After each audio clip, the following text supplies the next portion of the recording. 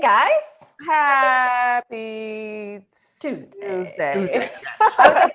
Is she freezing or is she confused what day it is? Right. A little bit of both. And it's going to be a hot, humid, windy, stormy day. It's a weird one in store for us as we get the remnants of Tropical Storm Cristobal moving up near the Mississippi River. So it starts this morning with a mix of sun and clouds, but the temperatures are on the rise really quickly. Yesterday we got into the 90s, but it was a comfortable 90, very low humidity. Today will be the exact opposite as we zoom in out and show you more of downtown and show you Grant Park. 74 degrees right now is the current temperature.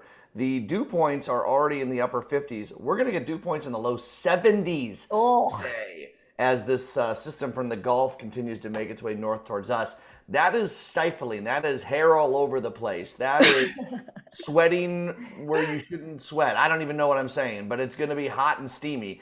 Mixing with that will be some storms, and then we're going to get some winds this evening, picking up to 55 miles an hour. So we are on the eastern end of a what used to be a tropical storm. So this is what happens. Most of the rain's actually going to be off to the west, well off to the west into the Illinois-Iowa border. So we'll just get pop-up storms, but even some of those storms could be strong or severe. So it's one of those days to really pay attention to the weather before you go outside for a walk. Spoiler alert, stay inside, enjoy the air conditioning today. It's really going to behoove you. Let's take a look at the 7-day forecast. The relief comes not until Thursday. Tomorrow will be cooler, and we're going to have scattered storms as the system continues to move north.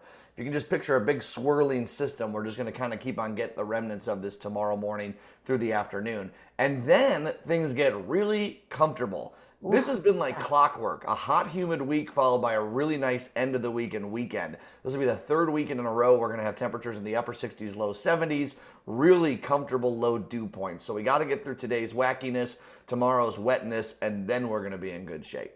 Ooh, that looks really nice, John Hanson. I love it. This is the perfect day to sit out on Amy's patio.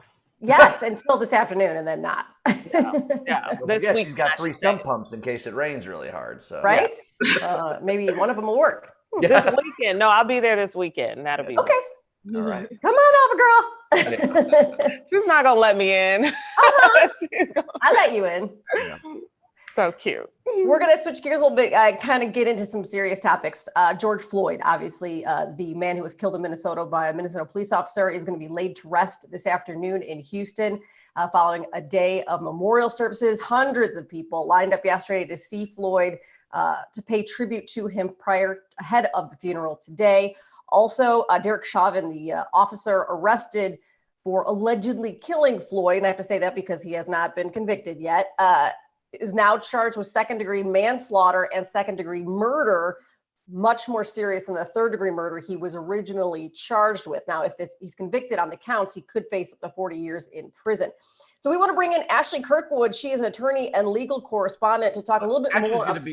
Ashley's going to be on in a moment. I just wanted to react really quickly to what we saw yesterday. Just personally, I continue to be moved not only by the memorial service that was incredible, seeing just everyday workers coming in to pay homage to George Floyd, people bringing their kids in and really, just giving some weight to the situation, but continuing to see protests across the country, not only in big cities where a lot of times we see protests, those don't seem to be fizzling out anyway, but small town America, all 50 states getting involved. This continues to be a large movement that I think for a lot of people that are, protesting, the momentum continues to grow. I just want to take it back to the family, just because look at all the noise that's going on surrounding this tragedy when it's all supposed to be about them and them grieving and their process.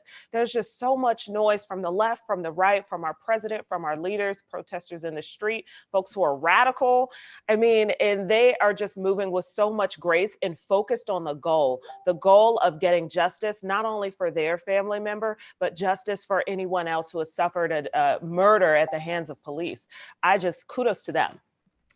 Yeah, I mean, and they are going to be continuing even here in Chicago through this weekend. We're going to be seeing a march. We're going to be talking to somebody at the 10 o'clock hour about that. So, There's a lot of people calling for defunding police departments. And I think there's also a little bit of confusion about what defunding police departments actually means. Yes. Because it doesn't necessarily mean that they're not going to support the police departments, but what it means is it puts more money into education and schools so that they can work on getting better reforms out there. So defunding does not mean completely dismantling, although Camden, New Jersey did dismantle its police department a few years ago because they had such a problem with police brutality, and it really kind of helped clean up the system, I think, if you will. So it'd be interesting to see what reforms happen across the U.S. Yeah, it's almost like a restart, rebuilding it, because when you think about all that police officers are asked and tasked with to do, everything from, not only monitoring the streets, but also crowd control, about responding to when there's an overdose, and there's so many situations we put police officers in. Obviously, when you hear the word defund, that certainly has certain different meanings. And I think the one of the challenges, so many people have different opinions on what that means. But what you see in Minneapolis with their city council, it's more of a restart and redo it from scratch to align certain tasks with more public safety minded things, as opposed to officers who are armed and going into situations without the proper training to handle them. Yeah, it's certainly a scary approach just because you don't quite know what to expect. But I welcome the discussion 100%. I mean, when we have our police departments that are funded better than our school system, there's a problem. That was the issue with that police training center that's going to be out on the west side of Chicago. That was in the background of our Chicago teachers' protest. So being able to close these budget gaps with education and some of the other community problems that we're having, and take away some of the violence in the community and some of the violence at the hands of police, I mean, I think it's worth a discussion at least. Yeah, let's bring in Ashley Kirkwood, our attorney and legal correspondent, and talk more about the case going forward against Officer Chauvin, because I think what's really interesting, Ashley, thank you so much for joining us. We can't see you quite, there you are, appreciate it. What's so interesting about this police case, I hear so many people saying it's going to be really hard to convict officers on these more serious charges, except here in Chicago, we had Jason Van Dyke, and he was charged with second-degree murder. So where is the struggle going to lie, do you believe? So, I believe the struggle will lie really with making sure that there's diversity on the jury. And that overall, even though Jason Van Dyke was convicted, overall, it is extraordinarily difficult to convict cops. And when you look at it historically, only it's less than 1.7% of cases, officers are charged. Like, charges are even brought. So we're looking at a very small percentage of police shootings that resulted in death where the officers are actually charged. And then after that, when it actually goes to trial, you have even less of those. You have even less officers less officers get to trial. If they do get to trial, you're putting them before a jury. And what studies show is that amongst white people who've been polled, 44% of them feel positively about police, whereas 14% of Blacks feel positively about police. Well, when it comes to juries, they're not very diverse. So there's another issue there with diversity in a jury pool. So it's not that it can't happen, but it is very, very rare. In Minnesota, though, an officer was convicted last year of third-degree murder, not second-degree murder. They declined to convict of second-degree murder, which is the charges that we're looking at now. But in that case, importantly, it was an immigrant officer, a Somalian officer, who killed a white woman. That plays into this, whether we like to believe it or not. And so when you're looking at the instance here, even though there's video footage, even though there's national outrage, it will be a difficult battle to show that this officer is guilty of murder. And that's just historically speaking. This may be different, though, because I can't imagine you're going to get a jury that has not known about this case or that hasn't seen this case or that hasn't seen the video. And differently in this case, you notice how people are talking about it. Most of the statements that have been made have been like, look, this officer murdered him, this officer killed him. That's the language that's used. And that's different than other cases in the past where corporations have not spoken out and said that. Government agencies have not spoken out and said that this quickly. The police chief has not spoken out and said that in other instances. A firing hasn't happened. So I think of all the cases that we've seen, because of the climate that we're in and the language that's being used to describe this case, you may actually see that we have a better chance at justice than ever before because of the climate that we're in this country. And people are, quite frankly, sick of officers getting away with murder on camera. The other three officers, those charges are also going to be somewhat difficult to prove, because from my understanding is you have to prove sort of an intent to ignore, an intent, and that getting in the mind of someone, you know, who's auxiliary to the actual fact is a lot more difficult. Because they said two of those officers had only been on the job less than 7 days between the two of them. Yeah. They were brand new. Yeah, and that presents something that's really interesting, because for the other officers, what a lot of us see looking at the video at home is like, why didn't they stop it? Why didn't they say anything? They're just as guilty. But in the criminal sense, we have to look at that they would basically, if they're convicted, they could potentially get the exact same sentence as the main actor, the officer Chauvin that we all saw. So that will be a little bit more difficult. But in Minnesota, if the third degree charge were brought, we wouldn't have been able to get the charges against those other three officers. So with the second degree charge that's now at play, they were able to rightfully under the law charge those other officers. So it's a good thing that they're at least being charged. And it's important that some of this stuff is, in my opinion, some of this stuff is done symbolically. So let's say they don't get charged. The reason why it's believed by a lot of legal experts, myself included, that officers continue to do these things and get away with it is because charges are brought in so few cases, and convictions are, they get convicted in so few cases. And then when they are convicted, the sentences are drastically lower than were a civilian to be convicted of the same crime. So hopefully the charges are good. Hopefully we get a conviction. And more importantly, we get a sentence that actually fits the crime in this case. George Floyd's family attorney, Benjamin Crump, is now seeking the help of the United Nations to help out on cases like this and to speak out about it. What do you think is going through his mind, and how will that strategy work out?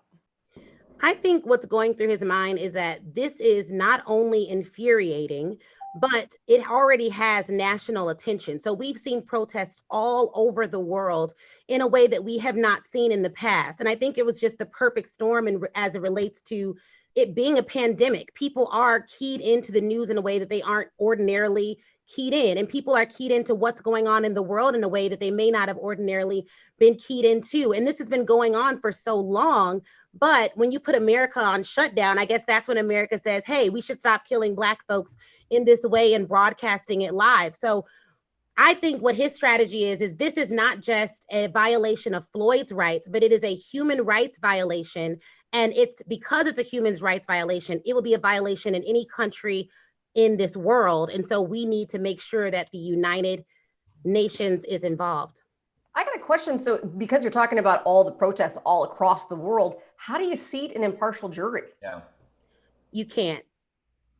In this case, I don't see how you could, to be honest. I think what's going to happen, frankly, I'm thinking, because I was a defense lawyer at one point as well, thinking on the defense side of things, their goal would be to get as favorable of a jury that they can, and maybe switch jurisdictions, but even that would be difficult to really get a truly impartial jury.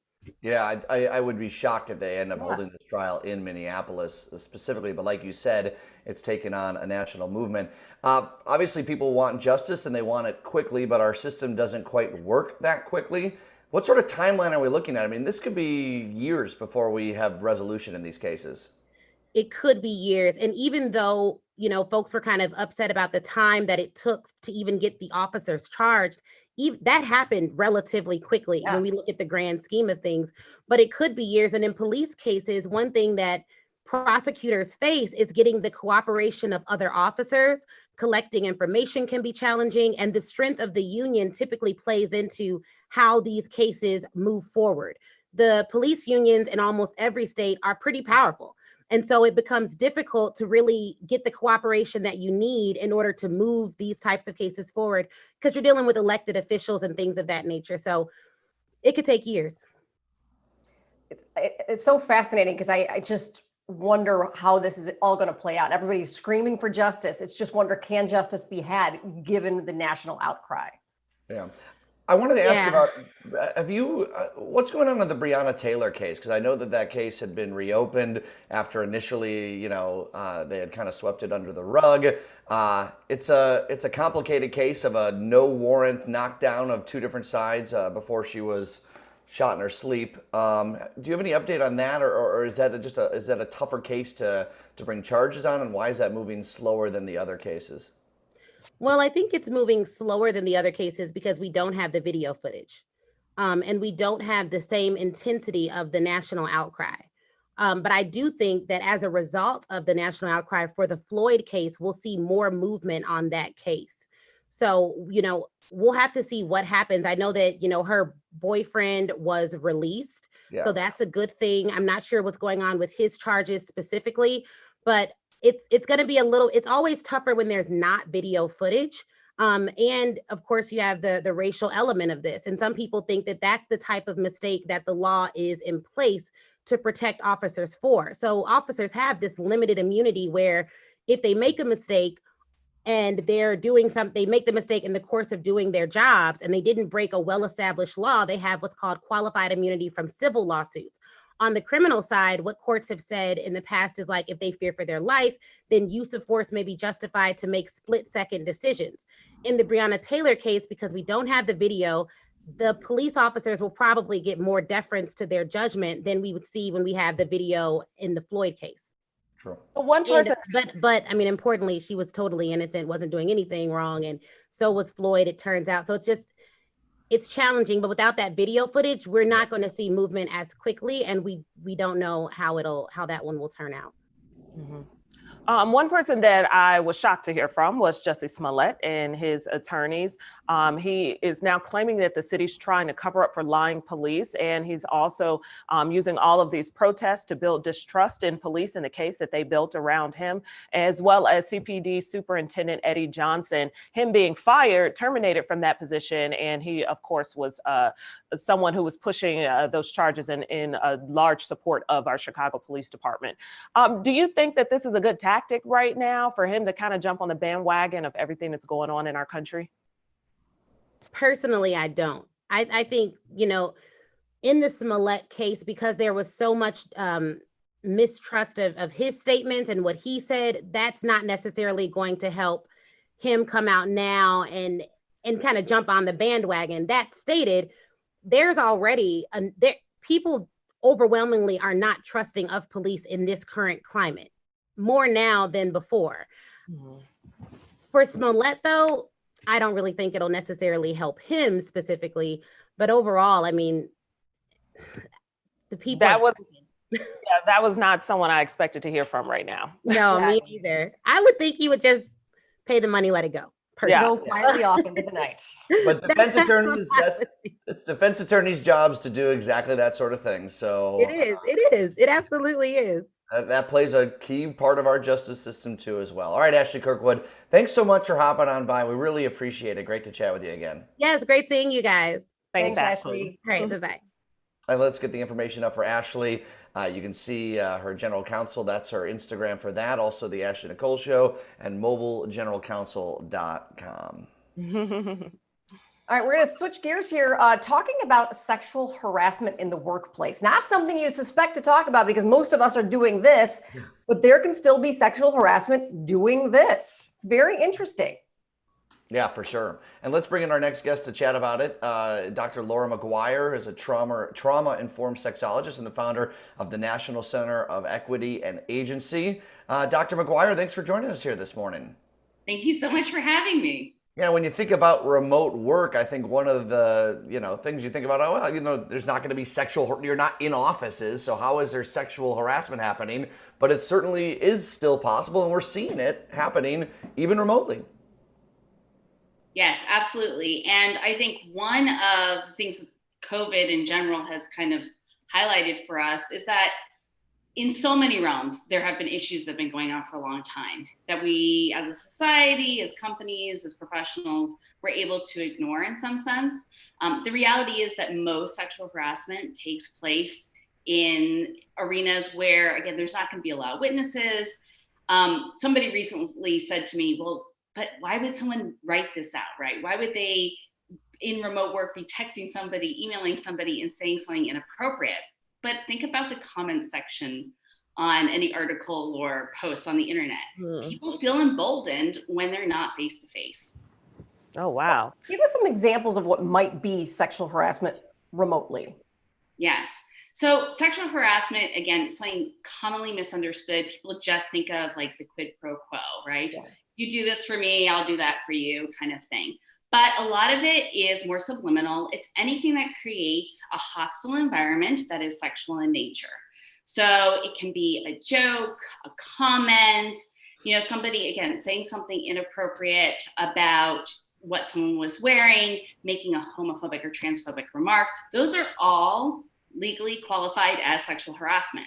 So that's making someone feel uncomfortable. It's making the people around them feel uncomfortable, and they're not able to function at their full capacity as a professional.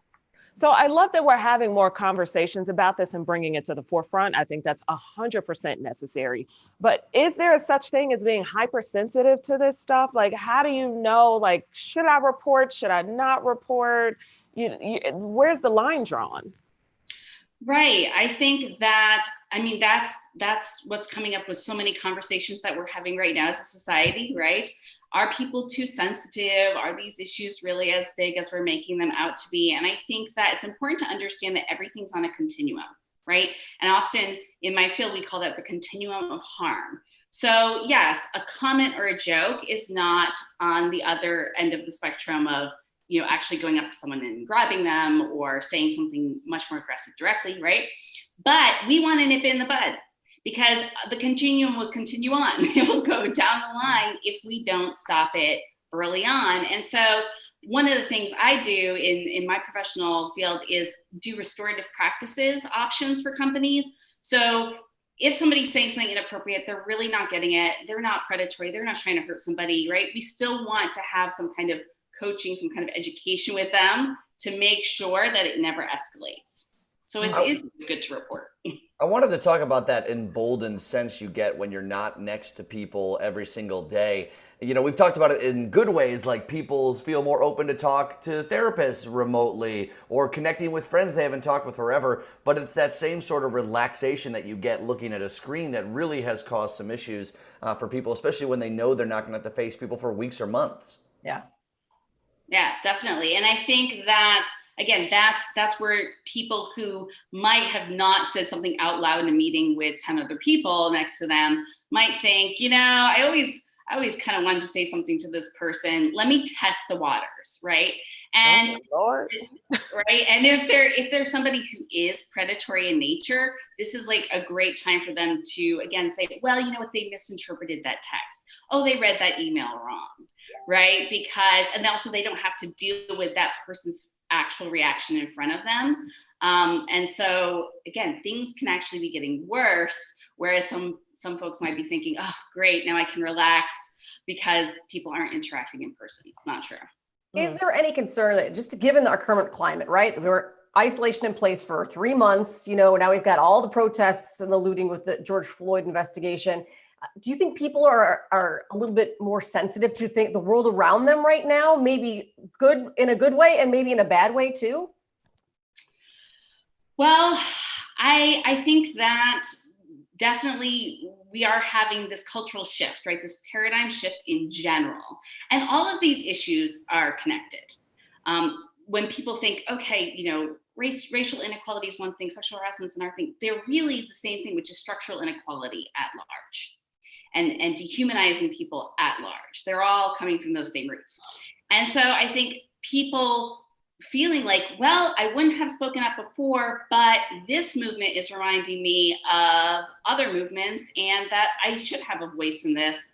I don't see any downside to that, right? I think it would be a downside if then the repercussions of it is that, again, people are just all canceled, all dismissed from their workplaces, instead of saying, where in the continuum is this and what kind of resources can we interject to hopefully make sure that people are put on the right track. It's not about just canceling everybody. Yeah, get some more education for people who might be making the wrong steps. Yeah, I'm want to know what specific advice you would give to a person who feels that they have been sexually assaulted in some manner. What would you tell them to do? Right. So, I mean, again, it would definitely depend on what exactly was going on. So if they are being assaulted, that's one thing, but if they're being harassed, right, again, especially in a remote environment, what we want to tell organizations, people who have the power to put resources into place, is that they need a lot of different options for these people to report to. If you are an individual experiencing that, you want to find out, hopefully sooner than later, if you're not 100% sure, what are your resources, right? Is there an anonymous place to file a complaint? Are there different people you can call? Are there different people you can reach out to, you know, in a number of platforms, right? Because everybody's going to have a different way that they feel comfortable getting those resources. And again, just even saying, hypothetically, if I'm experiencing something that makes me uncomfortable, what are my options? What can I do? And making sure that there's support and that people are believed more than anything, because that's usually the number one fear. Because I was taught that you should try to address an issue with that person directly first before you escalate it to HR. Do you think that's an outdated concept? Or, I mean, I know this is a case-by-case basis, so you can't give a flat answer for everything. But when should you just address the person and say, hey, stop doing that? Yeah, I think that we can call things out, right? And again, just like you were saying before, this is a time in our society where we're calling more things out in a positive way, right? And really what we say is, instead of calling out, it's calling in. So you could say to someone, you know, that wasn't funny. That made me uncomfortable. I don't really think that's okay to say, right? And see what their response is. And of course, people also have to gauge their physical and emotional safety. If they don't feel safe in doing that, that's when you bring in somebody who can support you. So interesting. Doctor, thank you so much for joining us this morning. We really appreciate it. We want to get the information there up on the screen for folks. The National Center for Equity and Agency. You can see the Twitter and Facebook or Instagram, accounts there, and the website equityandagency.com. And Dr. McGuire, you can find her on Instagram and at drlauramaguire.com. Thank you so much. Yes, such good stuff. Yeah, it's very interesting. Hey, coming up at 10, we're talking with Major Wright, former Chicago Bears safety. He's written a new book. We're going to chat about that and plenty more. Yeah, we talked about more protests coming up this weekend, a peaceful one. This one in the Lakeview neighborhood. We're going to talk to the organizer, Joe Mama. Joe Mama. Joe Mama. Okay, guys, we'll see you at 10. Take care.